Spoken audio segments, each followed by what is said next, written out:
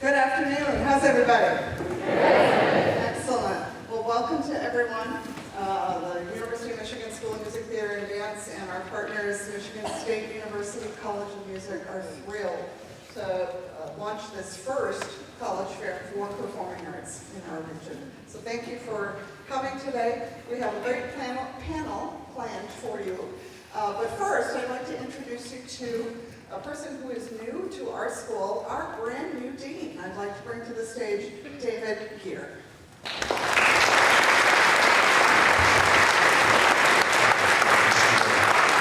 Welcome everybody. I'm so glad to see everybody here. There are many more like you in the other rooms. This should be a great day. I need to extend a thank you to Laura Hoffman and her team and all of her colleagues for being here and putting on this event. I think you're really in for something very special. It's not often that you get a chance to really think about this richness of performing arts schools that we have in this country in one-stop shopping, as it were. So this is going to be a terrific opportunity to do that. You're also going to get to hear from some of the real professionals in the business and get your questions answered, and I think that's really an amazing opportunity. So on behalf of the whole University of Michigan School of Music, Theater, and Dance, I welcome you today. Have a great experience here. I'll be visiting along with you. Please introduce yourself. And again, thank you for being here.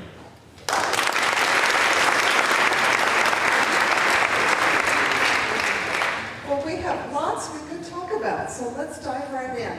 My name again is Laura Hoffman. I'm the Assistant Dean for Admissions and Enrollment Management here at U of M SMTD, School of Music, Theater, and Dance. And I have a wonderful array of friends and colleagues from other institutions to join me on our panel. So let's go right ahead with introductions. Thank you. My name is Matthew Ardizzone. I'm the Associate Dean of Admissions and Enrollment Management at the Eastman School of Music at the University of Rochester in Rochester, New York. Hello, my name is Josh Teetster. I'm the Assistant Director of Admission for the Oberlin Conservatory of Music in Oberlin, Ohio. Hi, I'm Amy Anderson. I'm Dean of Enrollment Management from Manhattan School of Music in New York, New York. And my name is Ben Ebener. I'm the Director of Admissions for the College of Music at Michigan State University in East Lansing. So, we're going to kick this off with some questions that we have already written. So I'm going to read a question to myself.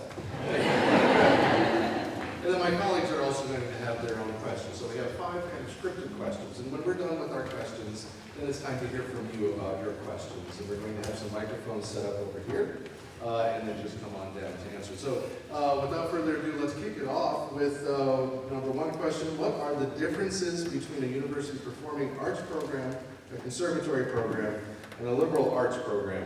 And how should a student research and ultimately choose?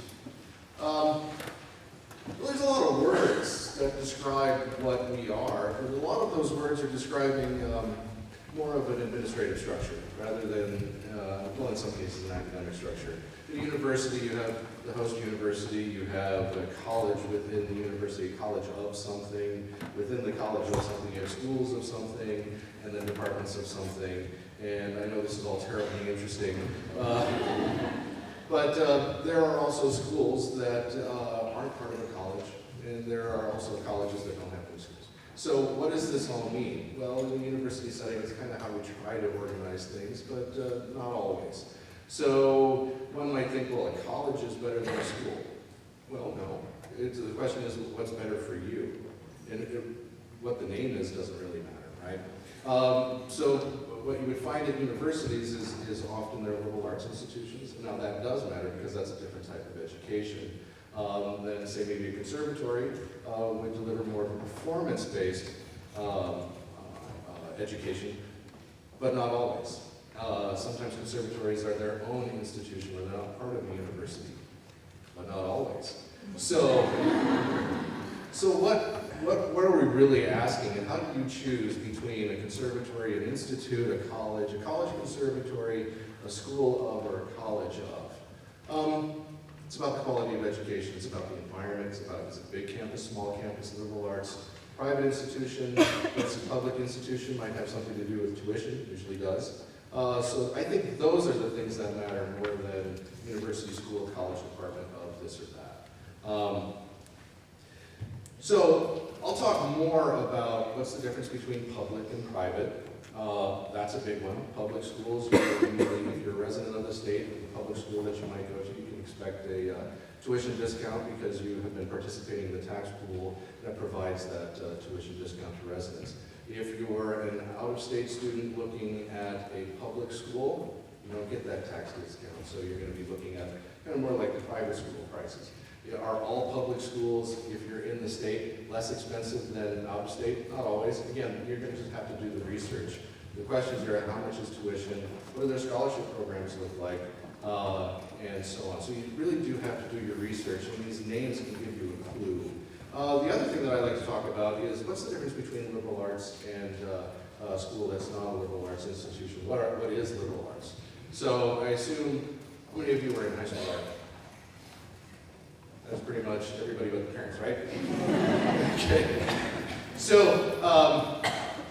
liberal arts is the stuff that you're doing right now. Math, writing, natural science, arts and humanities, biology, chemistry, those kinds of things. And you could expect, if you go to a liberal arts institution, that about 20% maybe of your studies is going to be in that. All the things that you're doing right now, all the subjects of human inquiry, and about 20%. Now the rest of it could be all in your major, in your area of study, depending on what your specific major is. So in some cases that means 1 class a semester, 2 maybe, and the rest is going to be in your field. A non-liberal arts institution where 100% of it is going to be probably in your field, and maybe some electives as well. So what is the advantage between these two? Well, you have to ask yourself that question. There's this idea that, oh, well, if I go to a conservatory, that is for the serious students in your art. And the liberal arts institution is for, well, if you're not that serious. Well, it's not that true. That's certainly not true. Again, you're going to make, how do I choose between liberal arts and others? Well, this is going to have to be your decision. How do you choose? What do you value? There's some other considerations to think of besides liberal arts and public versus private, university, conservatory, and that's also big school versus small school. One of the things we don't often talk about when we talk about this topic of the different types of schools, where big versus small could be something that you want to know about. So when you think about where I'm from, Michigan State University, it's big, right? But when you look at theater, dance, music, they're certainly significantly smaller. So you want to ask the questions, what is your student-faculty ratio? Just because it's a big school doesn't mean that in your college of or school of, that number is also going to be big, and in many cases, it's actually probably smaller. You'd be surprised what the student-faculty ratio is. So that's a better number. And from my experience as in music, even though Michigan State University is huge, the bassoon studio is not. Who has a huge bassoon studio? Right? So if you're looking for a huge environment and you're a bassoonist, ask the question, how big is your bassoon studio? If you like a smaller environment or a bigger environment, you have to ask those questions about what would my peer group look like at your school? And sometimes the bigger school might actually have a smaller peer group for you. So don't make assumptions that colleges are better than schools, conservatories are better than colleges, and big schools aren't as good as small schools. You really have to ask the questions of these folks that are going to be available to you in a little while, in about 2 hours when I'm done talking. No, almost done. Ask them those questions. How big is your theater major? How many bassoonists do you have at your school? Go ahead and test their knowledge.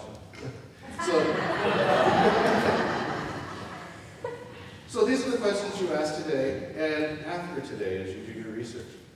Anyone else? Yeah.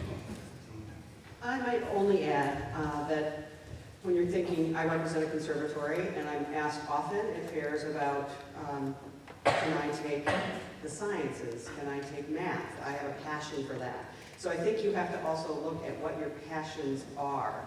And in some cases, that will help you in narrowing your research. If it is music, dance, theater, if it is so focused, that should tell you something, and you should research schools where you'll be able to have that focus. If you have a wider focus at this point in time, where you love your art, but you also are very strong in the liberal arts, you should listen to that. There's time in grad school and beyond to focus down more narrowly.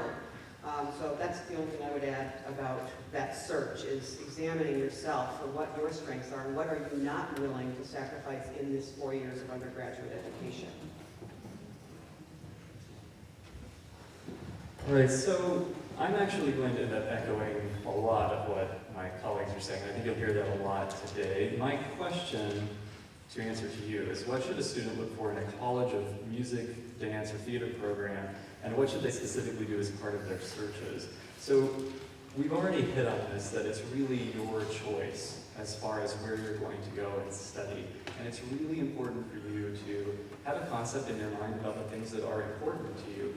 You're going to have a lot of influencers as you go through this process. Right? Your friends are going to have opinions about things.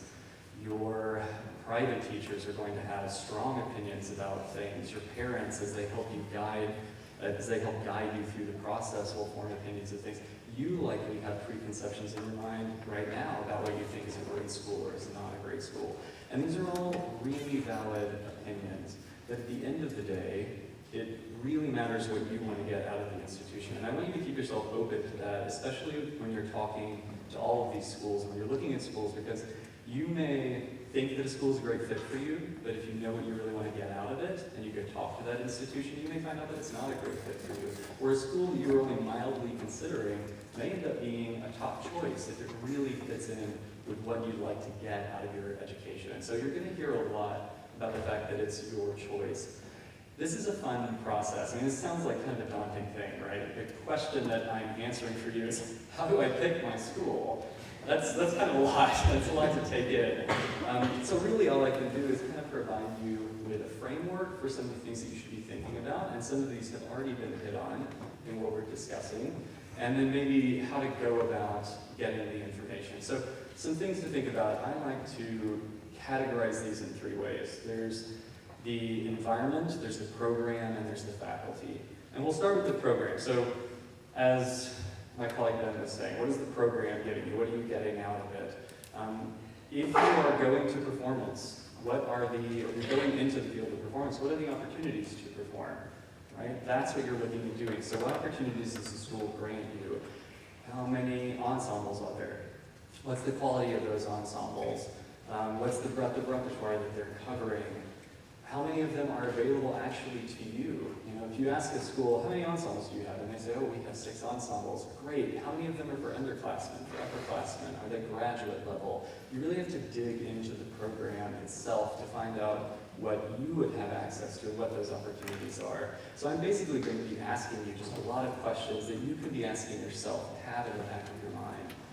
What's the access to education beyond the area in which you've chosen to study? And Matthew's going to be discussing this. What are the opportunities for you in music? So is the school you're going to preparing you to have a career in the field that you want, and then also preparing you to have a career in the fields that you don't know that you want yet, for the opportunities that you don't know are there yet?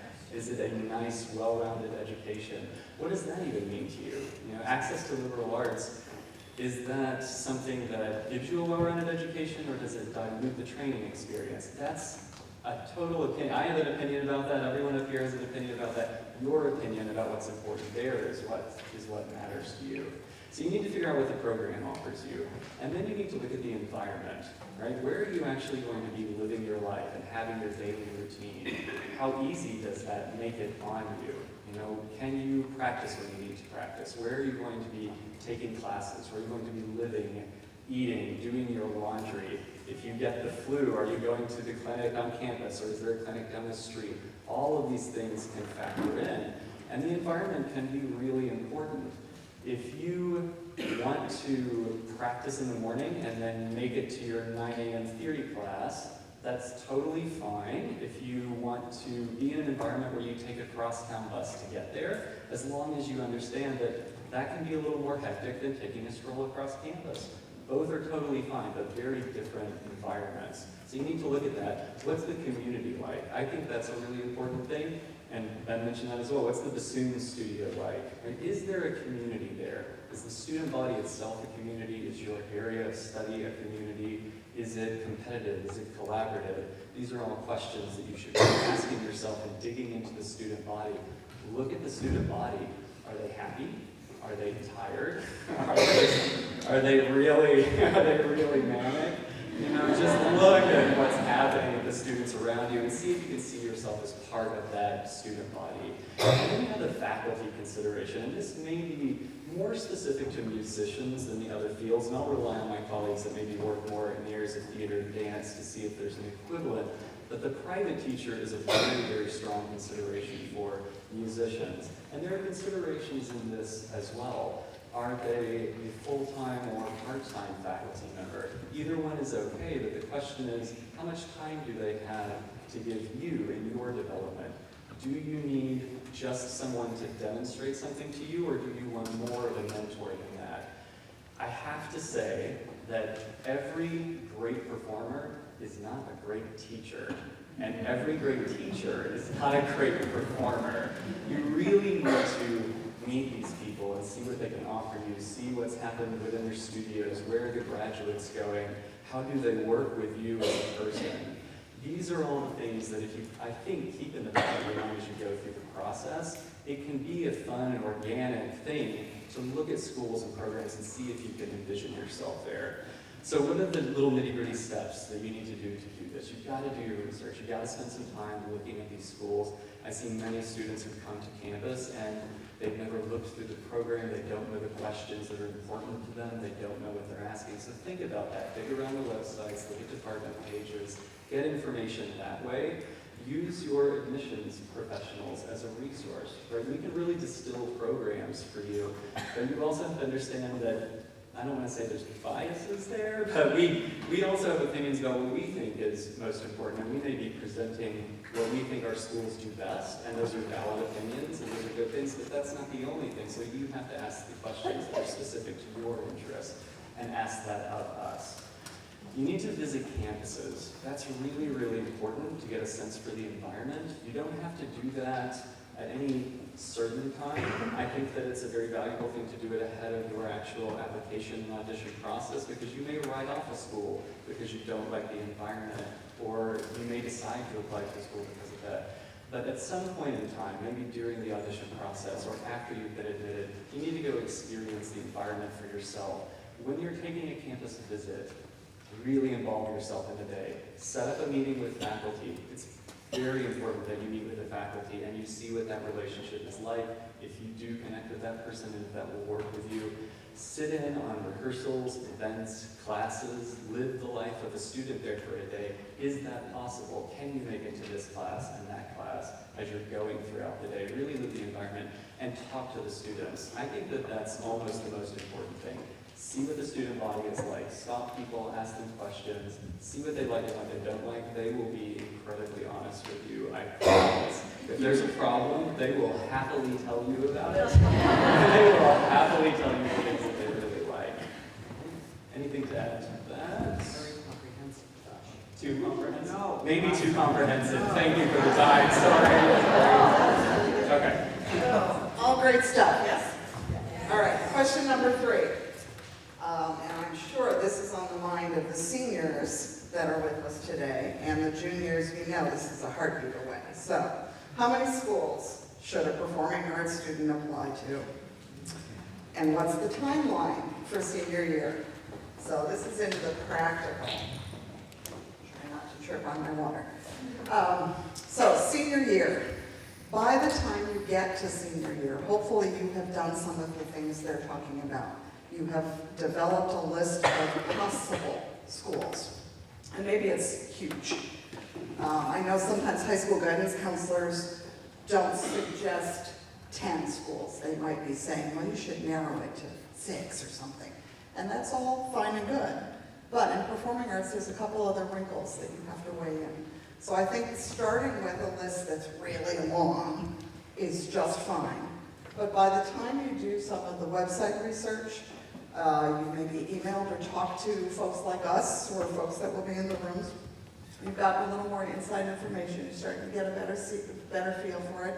Maybe the summer between junior and senior year, you do a little college tour, and you and a friend or you and a family member go and visit a few places, get a look-see, see how you feel. Does that change your list at all? Is there a school that was on there that now that we visited, I just can't picture myself here. I can't feel it. Okay, well maybe let that one go. Or it goes down the list of ways. Where someplace else you might visit and think, okay, I got to meet the teacher that I might study with. Oh, that would be fabulous. I can see that. I can see that working really well. Or, boy, the community was really warm and lovely. I have much to learn yet about this school, but boy, I could really picture myself being happy there. And there's something to be said for being comfortable in your environment. We've always said we are likely to see your best work if you're comfortable in your environment versus kind of struggling and uncomfortable with it. So look for a place where you can walk about and feel like, you know, this feels good. I could be happy here. And the people are nice, and you know, my people are here. So think about that, so that by the time you get to, say, August of senior year, you have a pretty firm list of schools. But how many should there be? So in performing arts, things can be more competitive depending on the area you're applying to. So in liberal arts, for example, some schools don't ask you to declare a major as you come in as a high school senior applying, and then as you start school, you can be an undeclared liberal arts major.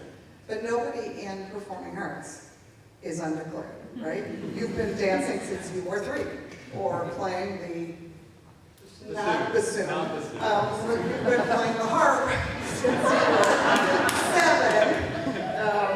You know one of the things you really want to study. So you're not undeclared, which means you're applying to start in your major right away. Okay? Almost all of the schools are going to say, you're going to come in as a harp major or a cellist or whatever it is, theater, acting major. You're starting in your degree right away. It's not 2 years of general education. You know, parents, some of us live that. It's not that, or then you declare your major.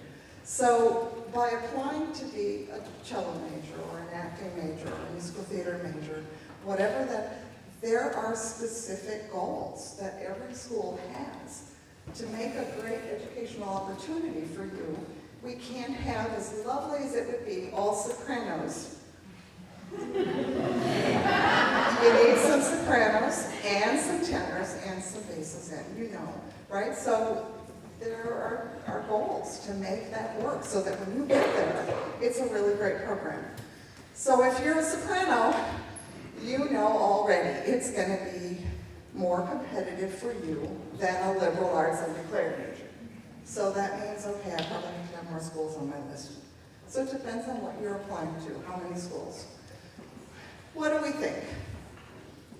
I would only add maybe the variety of institutions Oh, to yeah. give yourself some safety schools, give Right. yourself some reach schools. Yeah, we're going there.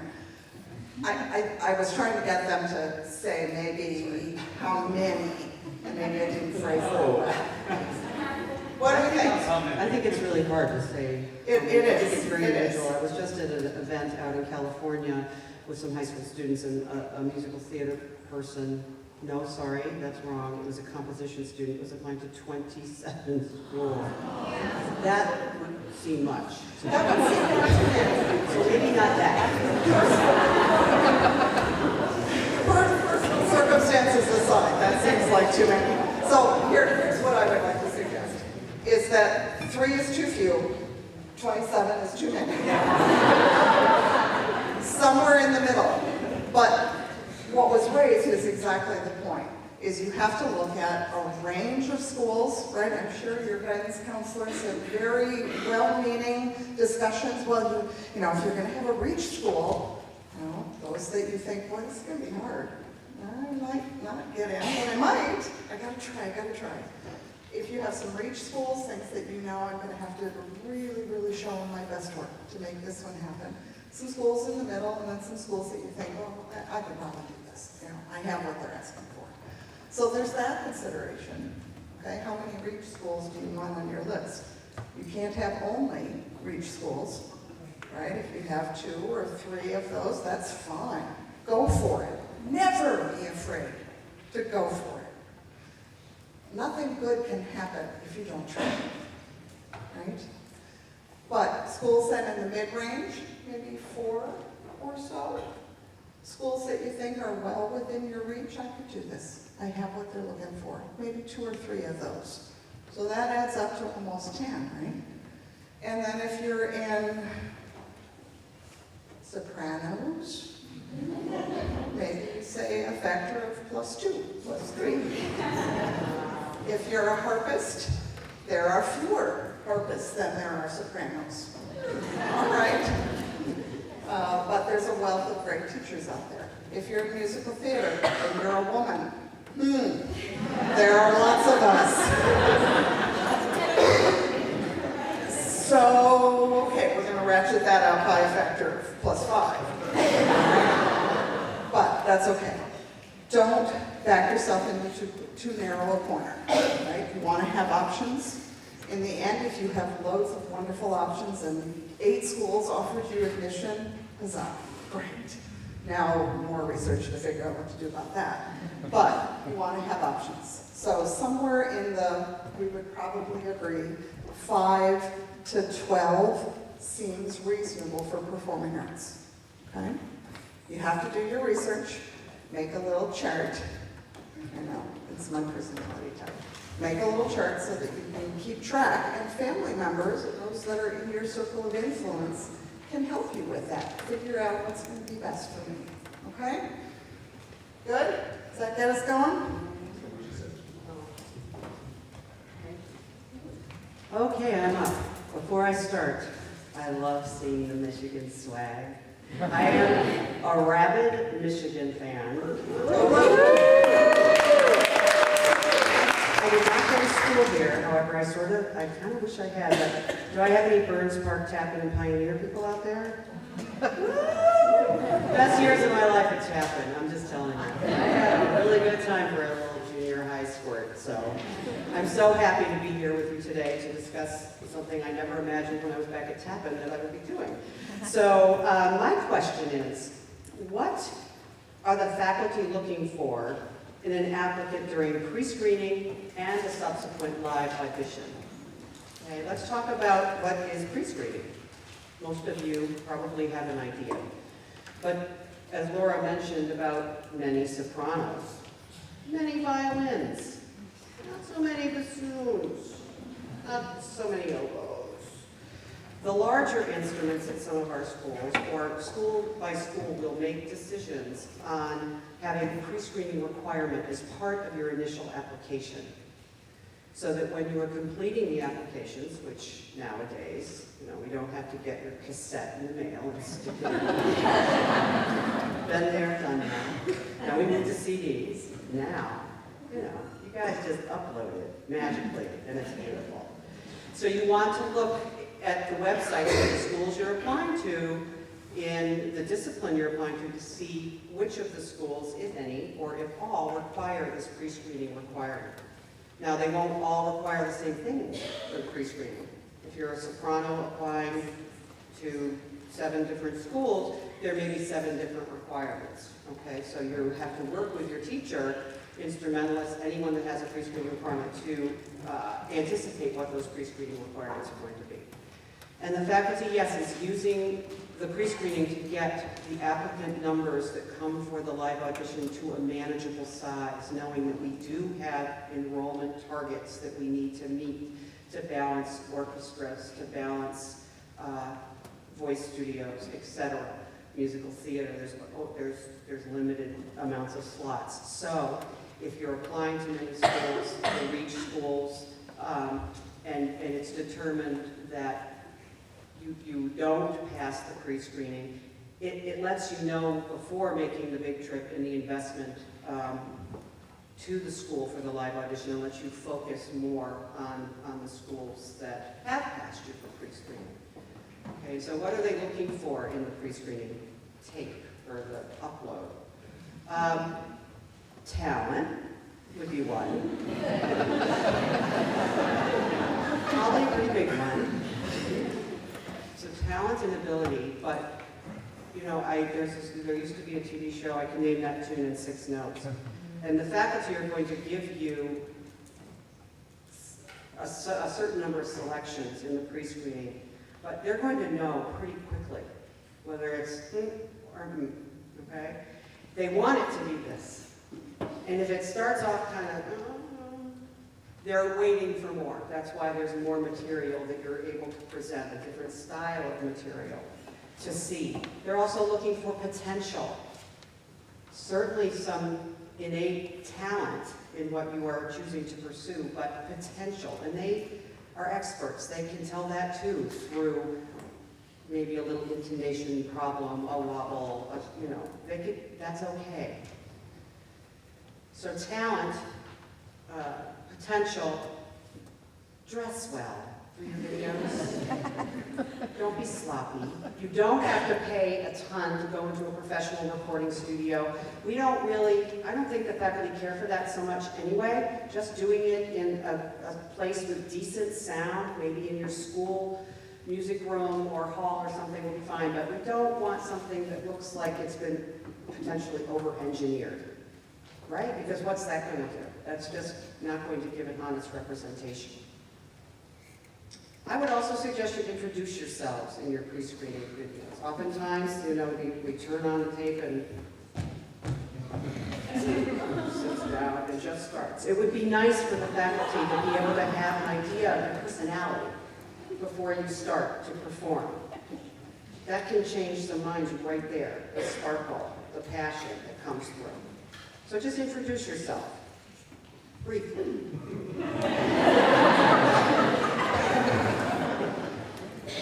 I have problems with it myself, in case you couldn't tell. So then you pass the pre-screening. You're all going to pass pre-screening. So then you're going to make all those trips to the different schools. And what are they looking for in the live audition? There's a chance, depending on the instrument or the discipline, that they may well remember you. There's a chance that maybe the faculty was large and they segmented and listened to different recordings, depending on how many there were, so they haven't ever seen you before. Or they may not quite remember if the numbers are very large. So again, you're starting again. This is fresh. Again, they're looking for poise, professionalism, connection, of course the talent, right? You wouldn't be there if having this 5, 10, 12 minutes in front of them without that. So present yourself. Also, you're 17 or 18. Singers, which I know best about, no Wagnerian arias to, try to knock their socks off. It will have the opposite effect. You want to showcase yourself in the things you do very, very well at this point in your development. So do those things best. Don't think you have to reach for something up here to show off. Usually doesn't work out so well. Okay? Anything else to add? Okay, thank you. Oh, well, we'll have questions. First, I have a question. Okay, ask it when we get through. Thanks. That's the rules I was given. I will crank through this last question and aware of the time, and in order to leave time to hear your questions as well. But this is a great segue. My question has to do with what opportunities are there after college for those of you considering embarking on a performing arts track for college.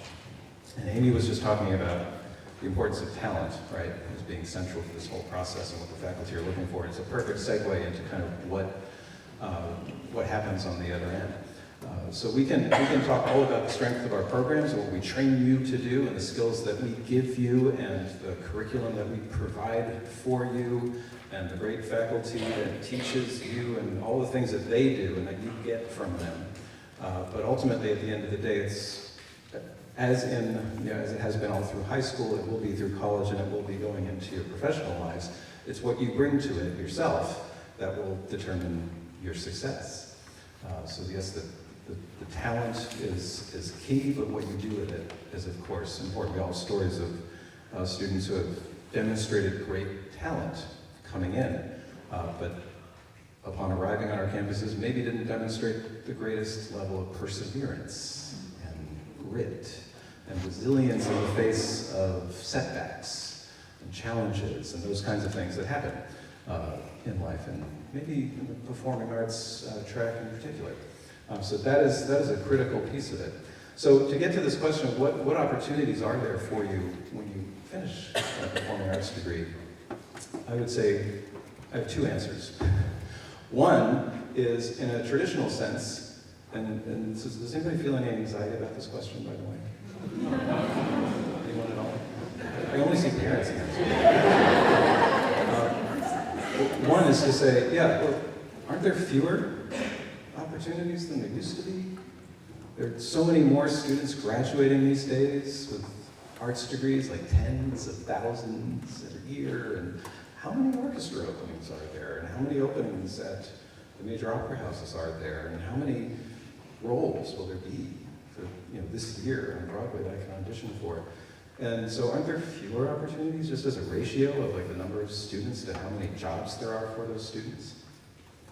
Maybe.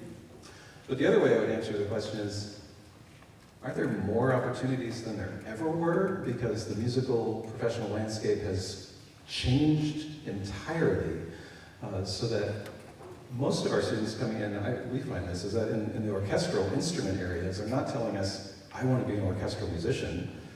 They're telling us, I want to be a musician. And I don't know what that means yet, except I know that I want to be socially engaged, and I want to play some new music, and I want to have some creative component to it, and I might not actually want to sit on stage, for 8 hours a day and follow conductors' orders. And so I'm thinking something different. And then we're seeing our alumni going out and doing exactly that, creating their own opportunities, making jobs that weren't job openings that they applied for, that couldn't have been factored into this ratio of, well, there are this many of you graduating and there are this many openings available. And so those are the two ways I would answer the question. I think it's important to be aware of both answers. Yes, maybe the traditional opportunities aren't as many, or they're at least, the ratio is a little bit out of whack, but there are sort of limitless opportunities that you can create for yourself. So I think we all have examples of alumni doing all of these things, right? We have professional musicians who are playing in orchestras, singing in opera houses, performing on Broadway. Got a few of those, right? Yeah. Teaching at the elementary and secondary levels, at collegiate levels, administrating.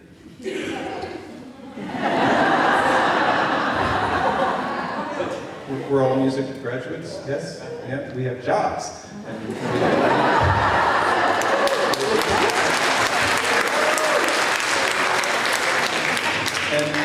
And working outside of music. We have doctors, we have lawyers.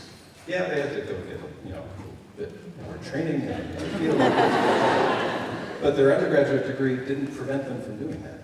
In fact, it might have been the thing that opened the door to taking those courses that made them realize, oh, yeah, economics is kind of cool. I might want to go get an MBA when this is over. And you can do that, right? It doesn't close the door to any of those things. So all of that to say, and you're here today, so I'm guessing that I don't have to convince you that it might be okay and it might still be a good idea to go get a degree in the performing arts if that's the thing that's driving you, right? But maybe I can reassure your parents a little bit. It's kind of like, I almost wish I could split the audience in half. So parents, don't listen for a second and just address the students and say, go for it. If you've been working at this, that's a key caveat, and you want to continue working at this, and this is what drives you. And when you're working on your schoolwork, I'm sure there are different levels of engagement with the schoolwork. But when you get to, you're just waiting, right, to get to the arts, to get to dance rehearsal, to get to practicing. then that's telling you something. That's what you want to do. So I think we're here in part to say, go for it. You can do this, and you can study it, and it's a legitimate thing. And when you're done, you'll have a bachelor's degree. And a bachelor's degree is what you need. It doesn't matter what it says after it, bachelor of whatever, in order to sort of launch yourself into that next income level above people who don't get a bachelor's degree, right? That's easily researchable. Okay, parents can listen again. Which I think is a point. Students, you don't have to listen to this part. In fact, maybe better if you don't. Parents, don't worry. Because even if it doesn't work out on the performing arts side, they didn't close the door to those other options. They can still go to medical school. They can still go get an MBA. They can still go to law school and follow a different track. And they might even be able to overlap that with what they're doing in their undergraduate degree, electives or what have you. So they will be okay. I think what we all see is that we have alumni bases that are, generally speaking, successful and happy and keep in touch with us and tell us what they're doing. And they're not all doing it within the performing arts. And they're not all doing it even, administratively around the performing arts. Some of them have gone off in a completely different field, and that's okay. There are different tracks to keep in mind depending on your performance area, I think. Those of you in the music areas specifically, especially if you're concentrating on performance, it's probably safe to say that graduate school may be a common next step after your undergraduate degree. So as you're thinking of the trajectory, that just may be something to keep in mind. Whereas you're a dancer, actor, theater person, you're probably going to want to get to where you need to be, right, to be taking those auditions right out of your undergraduate degree. And that's the normal track, right, because, clock is ticking there a little bit more. So those are two things to keep in mind. Why is this? How can this be that doing a performing arts degree doesn't close these doors and makes you still employable at the end of it, in whatever way that may be? And I'll quickly tell you why I think that is. And it's a very simple concept of transferable skills, right? That the things that you learn in a performing arts degree are skills that adults need to function professionally. You learn discipline, right? You go into a room by yourself and you work on a problem until you've solved it, whether it's a scale passage or memorizing a monologue or whatever it is. You do that work and you do it in a disciplined way. You collaborate. You then come out of that room and you engage with peers and teachers in putting together a scene or rehearsing a piece, playing chamber music, whatever it is. You know how to communicate with other people. Collaboration isn't easy. Making music with others sounds like fun, but it's difficult. Strong personalities that have a vision for how this thing should go, and they have to give and take and negotiate and talk it through and agree to disagree and then decide what actually to do and work it out. That's a professional skill. Writing, we're all going to make you write. Everybody's going to have to take, I'm not talking about writing music, I'm talking about writing. How to express yourself in writing. You're probably going to have to take a first-year writing course at any school that you attend and learn composition. Expressing yourself in writing is an important professional skill. And I could go on and on, but these are the things that employers tell us that they're looking for. Can you please send us some people who can think critically, who can write and express themselves in writing, and in long form, not tongues. And they're sort of salivating for those kinds of applicants. So, long and the short of it, go for it, and don't worry. Any questions?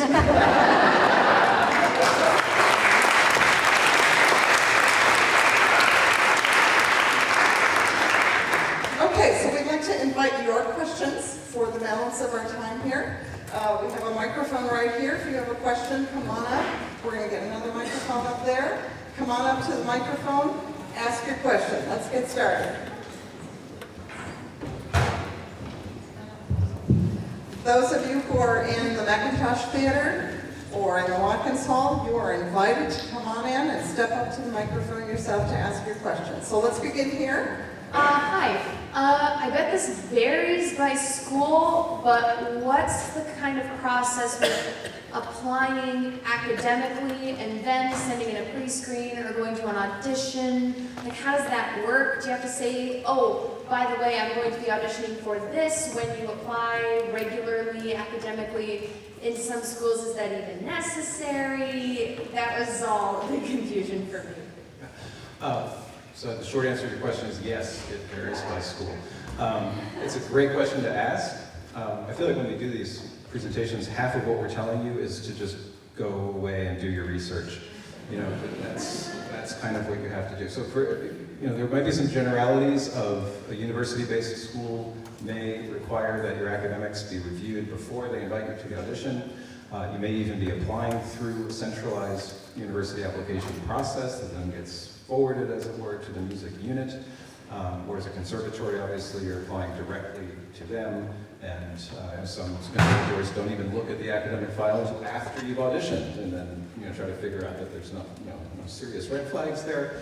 And some of us are in between, so we're part of universities or colleges, and we'll look at it either before or after, and it's important to ask each school that question. So suffice to say, yes, that can be a factor before you audition on the school. All right, thank you. Keep a spreadsheet like of the two schools and who requires what in each school. That question today. Okay, let's go to the question over here. Hello. I'm sure I and many other students have noticed that in certain universities, specifically musical theater, but many performing arts, boast a conservatory-style training within a university. And you were talking about conservatory versus liberal arts. Can you speak a little bit more to the availability of things like double majoring or more of the university-based things when the program is conservatory-based? So to answer your first part of the question, a conservatory style of teaching, which what we talked about is performance-based, right? But a music degree is going to contain, whether it's in a setting of a conservatory or a university or a liberal arts setting, it's going to contain lessons in ensemble and possibly chamber music, depending on what your major is. So what we're saying is a conservatory style of teaching is potentially maybe more speaking of, we're not going to see a difference between a musician who is a performance major and a musician who is a music education major or a composition major. And I think that maybe on the admissions side of things, we're not expecting, we're expecting more of a performance applicant, but when it comes to the teaching, we're going to push every student as hard as we can push them. And so I'm not sure exactly what the conservatory style of teaching means because it's all music, right? Now, when you say about liberal arts and the opportunity to do double major and things like that, there are, well, obviously in a liberal arts institution you can have that opportunity. You look at big institutions like universities that have lots of different majors and lots of different things. One of the questions that we'll ask is, what do you see yourself doing when you're done? And are you just taking courses in this other thing because you're interested, or is it because it's something you want to do? If it's something you want to do, then maybe seek a double major, but if it's something you're interested in, maybe there's more effective ways to do that without getting another major, maybe a minor, maybe just take lots of coursework in it. There's not a time limit to your bachelor's degree. 4 years, sure, but in that 4 years, your major probably fits really comfortably in that, and maybe you can overload a semester, take some summer courses. Now, at a conservatory, don't automatically also assume that you can't do any of that, because conservatories also have liberal arts options. So again, like we've said, you have to ask the questions of the admissions office of what's available to you, and see what they say. Yeah, Thank you. Something I'd quickly add to that and in the review process, so instead of thinking of, is it this model or that model, this is a really dry way of approaching this, but I think it's helpful to look at course grids for institutions. So if you search the course catalog for the schools that you're looking at, you can find the major that you're looking for and find the course grid, and that will literally tell you the courses that you are required to take, how many elective hours you have, and there can often be a lot of information there to help you start picking apart the things that are available to you at what point in time of the education. So it may say, for this major, you're required to take X number of semesters of ensembles, and then there'll be a little note, these ensembles are underclassmen, these ensembles are upperclassmen, these years do this. It's dry, but it's important because that is what's required of you at the institution, and it'll tell you how much leniency they have within the program itself, or how much availability of other coursework. Yeah, thank you. Hi. It was mentioned on the pre-screens that you guys are looking for talent, presentation, personality. Do you also look at a student who presents a pre-screen with talent, but you're saying, but that same student may have exceptionally high class rank, exceptionally high GPA, exceptionally high ACT? Does that mean anything in getting into a music school?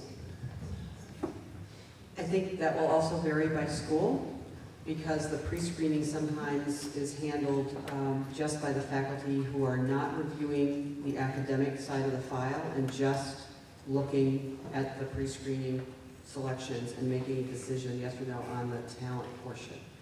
And if they pass, there's going to be a range of talent within that.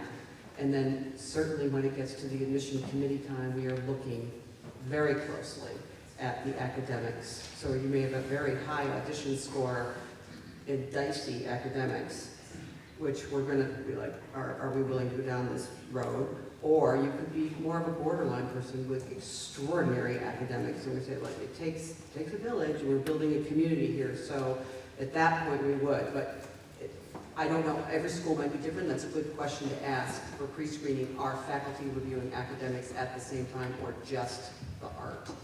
Thank you. Yeah, I was also intrigued about the whole pre-screening idea, and what I wanted to hear was really some specifics from you who do pre-screening auditions, because your comment basically said all of you would pass a pre-screen, and I really felt like that was not a placating response, because everybody that's here is pretty serious about why they're here. They've made steps, they've probably been doing this for a long time, and they're serious about pursuing this. So I get that there's probably, if you did a pre-screen with everybody in this room, they might pass it. However, for all of us who are in here as parents or students, we really have no idea what it's like being on the other side, and how many dozens or hundreds of pre-screens you get, and how you have to narrow that down, and what is it? Obviously talent and all those things you said, but are there a lot of talented people that don't even pass a pre-screen just because of a quota? So maybe you could speak to that in more specific terms as far as just numbers. What do you get? How many can you take? What is your quota in your program? Do you have a quota in your program? I know that varies school to school, but... Sure, it's a great question. All schools are going to have goals. I don't know many who have quotas, right? As faculty are looking at pre-screens, often they're looking for those that have the potential to flourish in our program. And if the applicant base is enormous, say 1,100, and you're trying for a class of 22, you know you can't audition all of those people. And even if they were all lovely human beings, they aren't all going to be successful. So you have to find that balance of where's the talent, even though it's there, not going to be competitive when we get to the audition stage. So I think Amy's gestured that you're all talented, but I think perhaps we would all agree that the best advice for a student preparing pre-screening work is that you need to bring your best work to the table. That taking pre-screening as, well, that's just a first step and I'll just record this quick thing and send it in, is not going to get you where you want to be. Bring your absolute best to that. Let it be your best work where you feel proud of what you've submitted, and then it will go the way it goes. And at some schools, the same recording may be successful. At another school, it won't be, because what you can't control is who else is in that pool. That will be an opportunity to practice resilience. Also, was that binding, what you said? Oh, that is my general. You had mentioned the tours of the schools, which sounds incredible to spend the day there, but I'm thinking of logistically trying to visit 12 to 15 schools across the country. How do you narrow those visits down? Well, you can, do you want me to do this? I mentioned that you can kind of handle that at a couple of different times throughout the process. You may maybe you don't have the finances or time or availability to make all those visits up front. So you end up front loading a little bit on the research side to see if you should be applying to this group of schools. You may want to wrap the campus visit into the audition process itself. You will find that at many schools, not a lot of us do a lot of regional auditions anymore because we find that you really need to come there and interact. So since we've got to get you through that process, maybe that's the best time to do it. So you can, yeah, you can absolutely wait to do that. It may be that you need to wait until after you get the offer of admission itself. So it's really, the message is by the end, by the time you decide, I want to go to this school, you should walk onto that campus and know what to expect because you've involved yourself in that process. I'm just going to add that sometimes, check websites too, there are often videos that have been posted. YouTube, I got there yesterday from my son's orientation video from his college, which took me to their YouTube channel, and I was like, wow, like all these things from, the students doing their own tours of the campus and telling you the nitty-gritty about the food. And so there's a lot of ways to sort of get around that. You can't replace the feeling, the vibe in person, but it is a way to... Yeah, road trip. We also, a lot of us are streaming a lot of concerts too, so you can watch on site. You can be an audience member without being one. Over here. For a transfer student going through the process, what are the specific things that you would look for as like an admission panel? Like, would you expect something more? Like, would there be different requirements? So, same thing, for some institutions it's going to be very different. Arts and music, are we talking music transfer or theater? Okay. Transferability of specific coursework is going to be up to the institution. And one of the things that probably is one of the more difficult things to transfer is your private study. That's going to be based on your audition usually. Music theory is a test. Music history is a review of your coursework. Your academic classes are going to be, of course, potentially central admissions. Conservatories and independent institutions are going to have a little bit more flexibility about what they do there. But when we're looking at the audition, of course, we're going to be expecting more out of transfer students. I would also add that you want, any school you're looking at, you want to talk to the registrar's office because they will be the experts to know what credits they'll take and which they won't. Sometimes transferring can add time and you want to try to not have to do that. So make sure you talk to the registrar's office. Okay, so it is 2 o'clock, and I know we have 2 more people in line here, so let's hear their questions. We're going to try and as briefly as we can address them so they don't get shortchanged. And then it's almost time for the fan. Go. Okay, sorry to ask such a complex question now. What advice would you have to an incoming college freshman who has studied and found their passion in several instruments or areas of performance in the face of a college asking them to choose one? Well, I would audition and, sorry. I was just going to say, let's hear from question 2, and then we can see if we can address Sure. it. My question is about the need for professional audition coaching. Okay, so I'm going to jump on that one. Professional audition coaching is a lovely thing if you have access to it, but it's absolutely not required or expected. And in many cases, doesn't gain you anything significant. I would save those resources for the tuition bill. Yeah.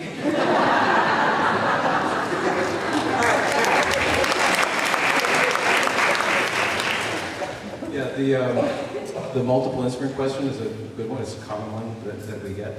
I think what the schools that are telling you to choose are trying to direct you towards this, to fit into the professional curriculum. You do need to have your major instrument. That's the instrument on which you will study with a faculty member on a week-to-week basis and be expected to deliver essentially at that standard.